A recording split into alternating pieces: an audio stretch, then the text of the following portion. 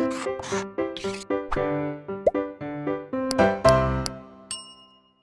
Everyone, मैं सुरभि गुप्ता हमारे YouTube channel blueprint digital में आपका स्वागत करती हूँ। बच्चों, हमने अपनी प्रीवियस वीडियो में पढ़ी थी वाटर साइकिल, जल चक्र। ठीक है, तो आज हम देखेंगे नेक्स्ट साइकिल, नाइट्रोजन साइकिल। हमारा टॉपिक चल रहा था बायोजियोकेमिकल साइकिल्स, जिसमें मेन साइकिल होती है carbon cycle, nitrogen cycle, oxygen cycle और वाटर साइकिल, जिसमें से हमने वाटर साइकिल कवर कर चुके हैं और आज देखेंगे नाइट्रोजन साइकिल। तो स्टूडेंट्स, जब हमने वायुमंडल पढ़ा था, ठीक है, तो हमने वायुमंडल में देखा था कि वायु क्या होती है। वायु क्या है? वायु है मिक्सचर ऑफ एयर, ठीक, मिक्सचर ऑफ गैसेस, बहुत सारी गैसेस का मिक्सचर होती है एयर। ठीक है, अब हमने देखा एयर कंपोजिशन। तो जब एयर कंपोजिशन में क्या था कि सबसे ज़्यादा जो गैस पाई जाती थी वो थी नाइट्रोजन गैस। कितने परसेंट? 78%। ठीक है, 78% नाइट्रोजन गैस थी, 21% ऑक्सीजन एंड 1% जो होती है वो अदर गैसेस होती हैं, जिसमें वाटर वेपर्स भी होते हैं, डस्ट मॉलिक्यूल, सब कुछ होता है। ठीक है, तो अब हमारे पास जो 78% नाइट्रोजन है, कहाँ? नेचर में, वायुमंडल में। तो वो 78% नाइट्रोजन डायरेक्ट किसी प्लांट के या एनिमल के यूज में नहीं आती है। ठीक, तो अभी जो साइकिल्स पढ़ रहे हैं, ये साइकिल क्या है? ये साइकिल हैं जितने भी आपके रसायन हैं, केमिकल्स हैं, उन सभी को पृथ्वी से जीवों के पास जाना और जीवों से वापस पृथ्वी पे जाना। अब हमारे जो पृथ्वी से पे जो ये वायुमंडल है, इससे नाइट्रोजन जीव ले रहे हैं, मगर कैसे? डायरेक्ट नहीं ले रहे हैं। कैसे ले रहे हैं? उसको कुछ स्टेप में कन्वर्ट होने के बाद जब जा रहा है, तो वो देखते हम कैसे। देखिए, जो वायुमंडल में नाइट्रोजन है उसको डायरेक्ट किसके पास? पेड़ पौधों के पास नहीं जाएगा, बल्कि किससे जाएगा? उसके फिक्सेशन के बाद जाता है। तो पहले जो नाइट्रोजन है गैस है, उसका फिक्सेशन होता है नाइट्रोजन फिक्सेशन के बाद, या नाइट्रोजन स्थिरीकरण के बाद पौधों के और जीवों के पौधों के और जंतुओं के काम में आती है। अब ये जो नाइट्रोजन फिक्सेशन होता है, नाइट्रोजन स्थिरीकरण, ये कैसे होता है? तो बच्चों, ये भी 3 प्रकार से होता है। सबसे पहले होता है जैविक नाइट्रोजन स्थिरीकरण, ठीक है ना, बायोलॉजिकल नाइट्रोजन फिक्सेशन। अब बायोलॉजिकल नाइट्रोजन फिक्सेशन किससे होगा? जैविक से है तो डेफिनेटली किससे होगा? जीवों से होगा। कौन से? जो सूक्ष्म जीव हैं, माइक्रो ऑर्गेनिज्म हैं। कौन से? जैसे आपके साइनोबैक्टीरिया, ठीक है, उसके साथ साथ राइजोबियम। राइजोबियम क्या होता है? जो लेग्यूमिनियस प्लांट्स हैं, उनकी रूट नोड्यूल्स में पाए जाते हैं, ये वो बैक्टीरिया होते हैं। ये क्या करते हैं? ये नाइट्रोजन को किस में कन्वर्ट करते हैं? अमोनिया में कन्वर्ट करने का काम करते हैं। ठीक है, और ये नाइट्रोजन को अमोनिया में कन्वर्ट करते हैं। तो ये किससे हो गया? जैविक से हो गया, इसीलिए इसे कहते हैं जैविक नाइट्रोजन स्थिरीकरण। सेकेंड होता है भौतिक। ठीक है, उसमें क्या होता है कि जो भौतिक में, जैसे विद्युत है, जो नाइट्रोजन गैस कहाँ पर है? नाइट्रोजन गैस है वायुमंडल में। अब विद्युत के साथ क्या होती है? विद्युत उसको, नाइट्रोजन गैस को क्या करती है? उसके ऑक्साइड में कन्वर्ट कर देती है। ठीक है, जो विद्युत के साथ नाइट्रोजन, विद्युत जब होती है तो नाइट्रोजन के ऑक्साइड में कन्वर्ट हो जाती है, और नाइट्रोजन ऑक्साइड जो होते हैं वो जल के साथ क्रिया करते हैं और क्या बना लेते हैं? वो बनाते हैं नाइट्रस एसिड। ठीक है, नाइट्रस हम बनाएंगे और इस तरह से वो नाइट्रेट्स बनाते हैं। नाइट्रस है, नाइट्रेट्स, ये सब बनाते हैं। ठीक, ये हो गई भौतिक नाइट्रोजन स्थिरीकरण। उसके बाद आता है आपका औद्योगिक या स्थिरीकरण। ये वायुमंडल भी भौतिक में ही आता है। ठीक है, अब आता है औद्योगिक स्थिरीकरण। कैसे? कि जो डायरेक्ट नाइट्रोजन गैस है वायुमंडल की, वो किस में यूज होती है? वो मृदा में मिलाई जाती है, सॉइल में मिलाई जाती है। कैसे? जब कृषि होती है तो उसमें उर्वरक के रूप में ये यूरिया के रूप में ये नाइट्रोजन गैस यूज की जाती है। ठीक है, तो वो भी क्या होता है? वो भी इसमें नाइट्रेट्स और नाइट्राइट्स के फॉर्म में कन्वर्ट हो जाती है। तो इस तरह से क्या हो गया, अमोनिया गैस का, नाइट्रोजन गैस का अमोनिया में फिक्सेशन हो गया, चेंज हो गई, ठीक है, स्थिरीकरण हो गया। अब वो उसे क्या करा, वहाँ से उन्होंने पेड़ पौधों ने ले लिया, ठीक। पेड़ पौधे क्या करेंगे, अब जो ये नाइट्रोजन बनी है, नाइट्रोजन का स्थिरीकरण हुआ है, अमोनिया हुई है, ये किसके पास क्यों काम में आएगी, ये काम में आएगी पौधों के काम में, ठीक। पौधों से कौन लेंगे, शाकाहारी जंतु, और शाकाहारी जंतु से मांसाहारी जंतु, इस तरह से सारे जंतु में पहुंच जाएगी। और जब ये मृत हो जाएंगे, मर जाते हैं, तो ये क्या होती है, ये वापस कहाँ चली जाती है, ये वापस किसमें, उसमें वायुमंडल में मिल जाती है। तो इस तरह से ये चलता है पूरा आपका एक नाइट्रोजन साइकिल, ठीक है। इसके स्टेप, पहला स्टेप हो गया आपका नाइट्रोजन फिक्सेशन, ठीक। उसके बाद आता है नाइट्रोजन एसिमिलेशन, एसिमिलेशन के बाद नाइट्रिफिकेशन और डीनाइट्रिफिकेशन, ये सब स्टेप वाइज चलती है, जिससे नाइट्रोजन साइकिल कंप्लीट होती है। नाइट्रोजन बच्चों बहुत इंपॉर्टेंट होती है, क्योंकि नाइट्रोजन क्या होती है, डायरेक्ट तो यूज में नहीं आती है, मगर बहुत सारे अणुओं को बना के रूप में काम आती है, अणुओं में काम आती है। कैसे, जैसे नाइट्रिक अम्ल, ठीक है, नाइट्रिक एसिड होते हैं, उसमें आपके डीएनए में, आरएनए में, प्रोटीन में, और एनर्जी मॉलिक्यूल्स होते हैं एटीपी, उसमें भी नाइट्रोजन के एन मॉलिक्यूल्स पाए जाते हैं। और इसमें बहुत सारे विटामिन्स होते हैं, उसमें भी ये पाए जाते हैं। तो ये जो एन मॉलिक्यूल्स है, यानी कि नाइट्रोजन का अणु है, ये बहुत ही लाइफ के लिए इम्पोर्टेंट होता है, ठीक है। अब ये जैसे प्रोटीन में ये सब चलता है, तो इस तरह से वायुमंडल की नाइट्रोजन आती है किसके पास, पेड़ पौधों के पास, पेड़ पौधों से जंतुओं के पास, और जंतुओं से उनके मृत होने के बाद वापस वायुमंडल में चली जाती है। तो ये हो जाती है नाइट्रोजन साइकिल। ओके स्टूडेंट्स, अब हम देखते हैं नेक्स्ट साइकिल, कार्बन साइकिल। बच्चों, कार्बनिक चक्र या कार्बन साइकिल, देखिए बच्चों, कार्बन साइकिल, अब जब हमने वायुमंडल पढ़ा, अभी हमने क्या देखा था कि वायु का या एयर कंपोजिशन जो था, उसमें क्या था कि 78% नाइट्रोजन थी, ऑक्सीजन 21% थी, उसके साथ साथ 1% अदर था, जिसमें बहुत सारी गैसेस थी। तो ऐसे ही एक गैस उसके अंदर पाई जाती थी, कौन सी, कार्बन डाइऑक्साइड, लगभग कितने परसेंट, 0.03%, ये क्या थी, कार्बन डाइऑक्साइड गैस मिलती है एयर के अंदर, ठीक है। अब देखिए, आप जैसे हम बात करते हैं तो हम कहते हैं जहाँ कार्बनिक की बातें होती हैं, तो कार्बनिक, या ये कहिए जो मनुष्य का या जीवों का, तो जीवन जो होता है वो क्या होता है, जीवन कार्बनिक माना जाता है। या ये बोलेंगे आप कि कार्बन जो है वो जो कार्बन है वो जीवन का आधार मानते हैं। किस लिए, क्योंकि बहुत सारे जैविक अणु, जो जीवों के जैविक अणु हैं, बहुत सारे अणु, उसमें कार्बन यूज होता है, या ये कहिए वो कार्बन जो है जैविक अणुओं की बोन है, बैकबोन है, रीढ़ की हड्डी है, ठीक है, रीढ़ बनाता है।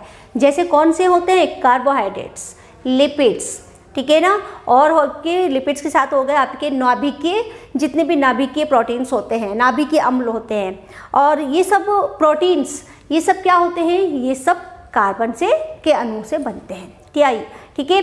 और इसके साथ साथ जो जीव होते हैं, उनका जो स्केलेटन होता है, वो भी, उसमें भी कार्बन पाया जाता है, चाहे वो एंडोस्केलेटन हो चाहे एक्सोस्केलेटन हो, ठीक है। तो इस तरह से कार्बन जो है बहुत बहुत ज़्यादा महत्वपूर्ण होता है जीवों के लिए, ठीक। अब ये जो जीवों से कार्बन कहाँ से जीवों को मिलता है और कैसे ये वापस उसमें जाता है, ठीक है, ये देखते हैं हम इस कार्बन साइकिल में। तो बच्चों, जब कार्बन जो होता है वो उसका सबसे बड़ा जो सोर्सेस होता है, जो सबसे ज़्यादा पाया जाता है, वो पाया जाता है ओशंस में, महासागर में, ठीक है। क्योंकि वायुमंडल में हमारा कार्बन इतना ज़्यादा नहीं है, कितना है, ये कार्बन डाइऑक्साइड के फॉर्म में है, बहुत कम, कितना, 0.03%, ठीक। और उसके साथ साथ बहुत ज़्यादा मात्रा में पाया जाता है ये ओशंस में। अब ये हमारा ऐसे ही एटमॉस्फेयर में, या ये कहिए पृथ्वी पर जो प्योर कार्बन है, वो किसके फॉर्म में होता है, वो होता है ग्रेफाइट के फॉर्म में, ठीक है, कार्बन हीरे की फॉर्म में वो डायरेक्ट पाया जाता है। अब हम जो ये जीव है, चाहे वो पादप हो गए या जंतु हो जाए, वो जीव ये कार्बन को डायरेक्ट मिट्टी से, सॉइल से, जहाँ वो कार्बन है वहाँ से उसको प्राप्त नहीं कर सकते, उसको यूज में नहीं लेते। तो वो कहाँ से यूज लेते हैं? वो लेते हैं जो एटमॉस्फेयर में कार्बन डाइऑक्साइड है, ठीक है, कार्बन जो वायुमंडल में है वहाँ से उस कार्बन को लेते हैं। कैसे लेते हैं?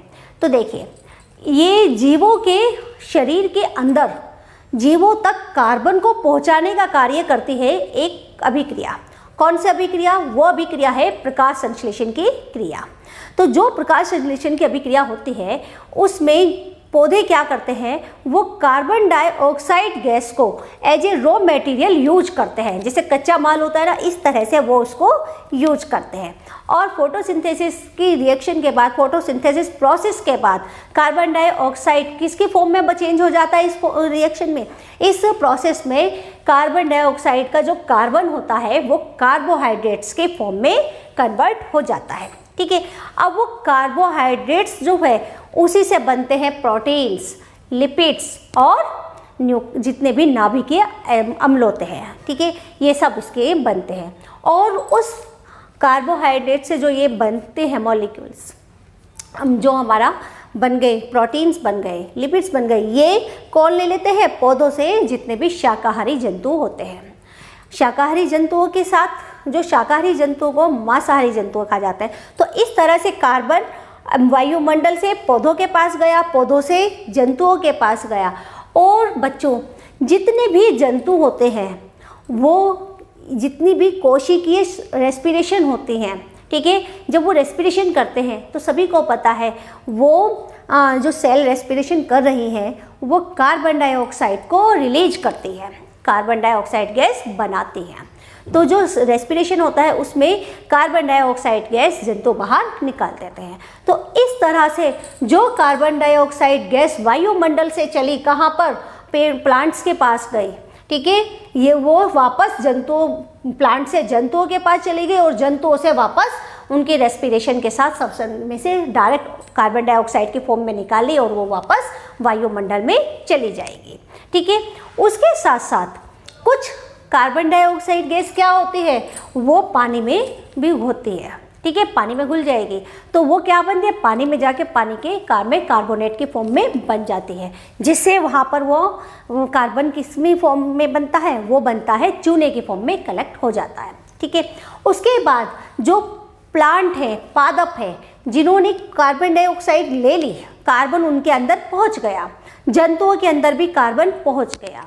तो आपने देखा होगा कि एक फ्यूल वो होते हैं, फॉसिल फ्यूल्स होते हैं। तो बहुत लॉन्ग प्रोसेस के बाद, स्लो प्रोसेस के बाद, बहुत लॉन्ग टाइम बाद वो बनते हैं।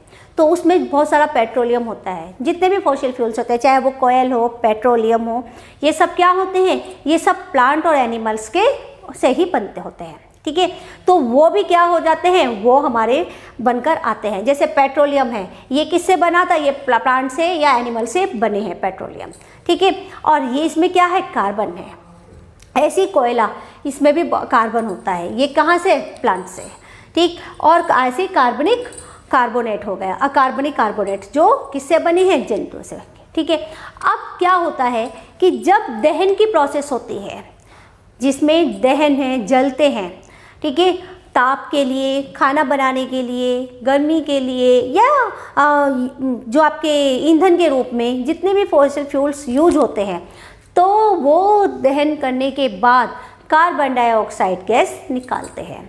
तो इस तरह से कार्बन गैस वापस उसमें निकल जाती है, कि इसमें वायुमंडल में चली जाती है, ठीक है। कई बार क्या होता है, वन होते हैं, पेड़ पौधे बहुत सारे होते हैं, उनमें आग लग जाती है, वनों में आग लग जाती है, तो वो भी क्या है, वो भी वापस कार्बन कहाँ? वायुमंडल में पहुँच जाएगा। तो बच्चों, इस तरह से कार्बन जो है, कार्बन वायुमंडल से चलता है, कार्बन डाइऑक्साइड गैस की फॉर्म में होता है वायुमंडल में, और वहाँ से कार्बन लेते हैं प्लांट, प्लांट से एनिमल्स, और एनिमल के साथ साथ ये किस में चला जाता है? वापस का उसमें एटमॉस्फेयर में चला जाता है। तो इस तरह से ये कार्बन पूरी उसमें घूमता रहता है, किससे? वायुमंडल से प्लांट में, एनिमल में, और वापस वायुमंडल में। इस तरह से ये बनती है पूरी एक कार्बन साइकिल। ओके स्टूडेंट्स, अब हम देखेंगे नेक्स्ट साइकिल, ऑक्सीजन साइकिल। तो बच्चों अब हमारी आती है नेक्स्ट ऑक्सीजन साइकिल। देखिए बच्चों, ये तो हम सबको पता है कि ऑक्सीजन क्या है। ऑक्सीजन गैस जीवन के लिए बहुत उपयोगी है। क्यों? क्योंकि ये क्या है, ये प्राणवायु है, यही सभी जीवों में प्राण डालती है। ठीक है, तो इसीलिए ऑक्सीजन को क्या कहते हैं, प्राणवायु कहते हैं। और ऑक्सीजन जो सभी जीव यूज कर रहे हैं, कैसे, अपने श्वसन में सांस लेने के लिए ऑक्सीजन गैस लेते हैं। ठीक है, और इतनी सारी ऑक्सीजन गैस सभी जीव यूज करते हैं, मगर फिर भी ये ऑक्सीजन का बैलेंस बना रहता है। किस लिए बना रहता है? ये बैलेंस बना रहता है ऑक्सीजन साइकिल से। ठीक है, तो अभी हमने जो साइकिल पढ़ी है नाइट्रोजन साइकिल, वो क्या था कि वो भी कंपोजिशन था एयर में, जिसमें 78% गैस थी नाइट्रोजन। और जब भी हमने देखा था कि एयर के अंदर 21% गैस पाई जाती है ऑक्सीजन। ठीक है, कितने परसेंट? ये लग पाई जाती है 21%। कैसे? फ्री में, फ्री है ये, मतलब मुक्त अवस्था में है वायुमंडल के साथ साथ। ठीक है, तो वायुमंडल में ये मुक्त अवस्था में 21% है। इसके साथ साथ ये किस में, ये सॉइल में भी पाई जाती है। बहुत सारे इनके ऑक्साइड के रूप में पाई जाती है।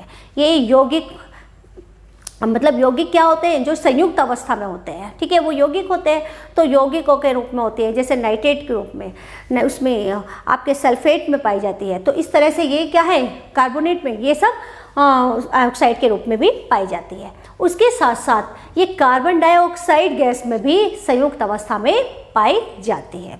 तो इस तरह से ऑक्सीजन वायुमंडल में होती है। मगर फिर भी इतना होने के बाद भी जो ऑक्सीजन है वो यूज में आती है केवल वायुमंडल में पाई जाने वाली मुक्त अवस्था की ऑक्सीजन, जो किसी ऑक्साइड में नहीं है, जो ऑक्साइड की फॉर्म में नहीं है, या किसी यौगिक की फॉर्म में नहीं है, दूसरे यौगिक के साथ, किसी के साथ संयुक्त अवस्था में वो ऑक्सीजन काम में नहीं आती। कौन सी काम में लेते हैं? सिर्फ वायुमंडल में जो ऑक्सीजन गैस मुक्त अवस्था में होती है। तो ठीक है, अब उसके बाद जब वायुमंडल में ऑक्सीजन है, फ्रीली है, उस ऑक्सीजन गैस को, हमें पता है कि ऑक्सीजन सबसे ज़्यादा यूज में आती है किसके, रेस्पिरेशन के, श्वसन में। ठीक है, तो वो कौन लेते हैं श्वसन में, सभी जीवों के, जितने भी जंतु होते हैं। बच्चों, कुछ बैक्टीरिया होते हैं जो ऑक्सीजन नहीं लेते, या ये कहिए जिनके लिए oxygen as a poison work करती है। ठीक है, पॉइजन की तरह काम करती है। जैसे हमने पढ़ा था अभी नाइट्रोजन साइकिल, तो उसमें नाइट्रोजन फिक्सेशन देखा था।